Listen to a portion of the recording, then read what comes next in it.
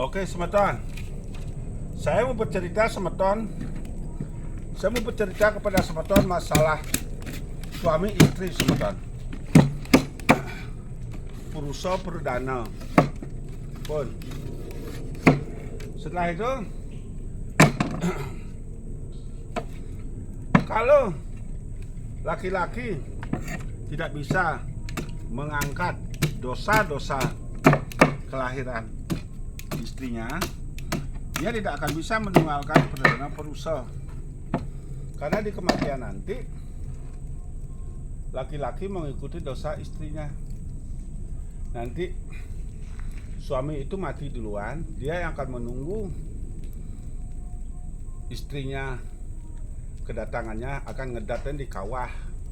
Nanti sejauh mana dia sang istri bisa menjalankan penebusan dosanya, nanti di sana baru laki-lakinya akan mengikuti. Ibaratnya begini semeton ya, laki-laki ngikutin dosa istrinya.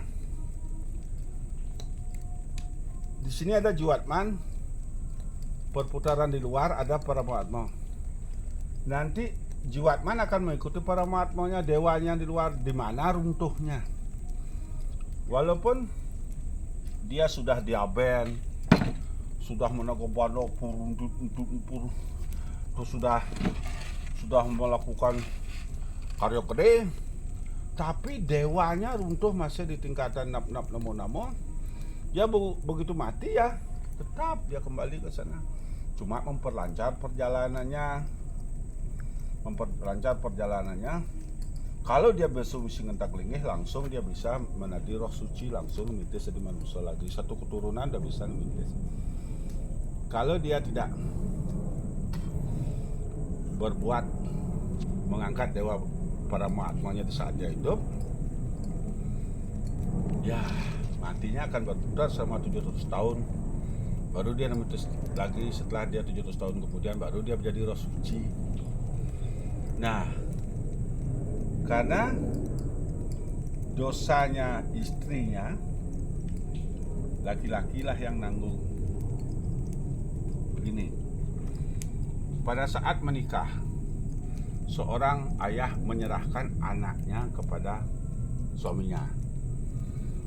Begitu seorang ayah menyerahkan anak perempuannya terhadap suaminya, di sana laki-laki itu harus memikul kutukan ayahnya, karena dosa-dosa ayahnya selama ini dipikul oleh anak istrinya. Sekarang dosa istri itu dipikul oleh suaminya. Sekarang suaminya mampu gak menebus dosa-dosa istri dan mertuanya. Makanya laki-laki itu selalu condong ke mertua. Jangan salahkan dia.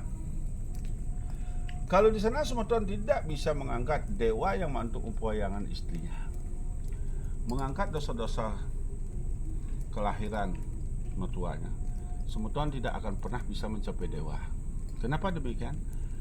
Karena dengan mengangkat dosa-dosa istri, laki-laki bisa menunggalkan jiwat perdana purusa menjadi jiwatman. Maka ada nak gedengnya, adi ayu toleh jabali cepok dari kibungkong maka cina adi satma kejiwatman beli. Lensek dah kena mohon hitung lah kurana sing yang lah jiwatman. Siapa istrinya yang paling terakhir? Istri yang paling terakhir yang akan diajak bareng-bareng. Walaupun dia kalau istri 5, istri pertama misalnya senang nungging di luar, tak bisa diajak. Istri kedua cerai, istri ketiga, terus istri terakhir bisa diajak setia hidup semati. Ini yang akan diajak nanti di kematiannya. Kalau dia punya istri pertama baik tapi di madu, kedua istrinya harus dia bisa tunggalkan.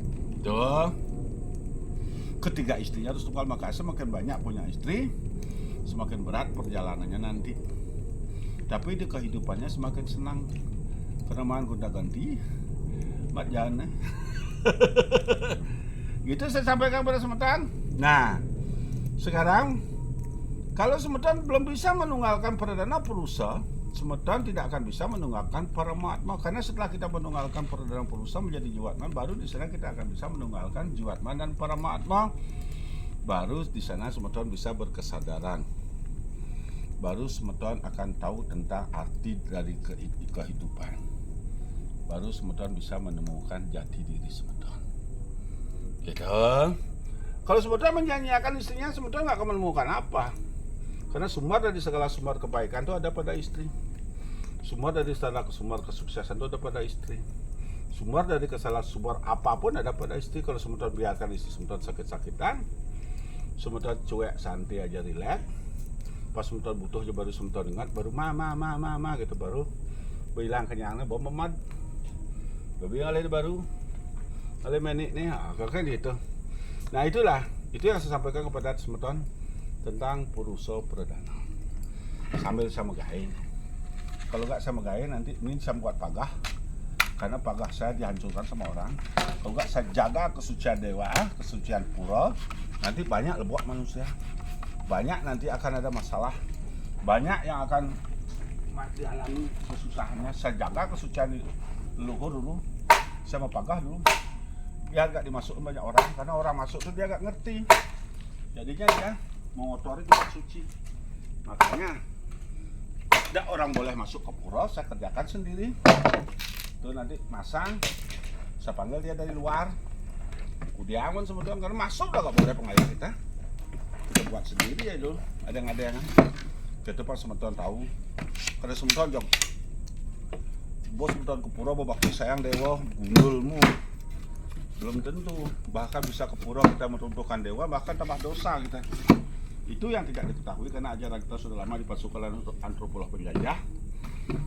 Jadinya kita membenarkan yang biasa, bukan mencari kebenaran dalam diri. Karena Tanhana Dharma Magruo, kebenaran itu hanya ada satu, yaitu milik Tuhan. Sedangkan Tuhan ada dalam diri. Nah carilah kebenaran itu yang ada dalam diri, bukan membenarkan yang biasa.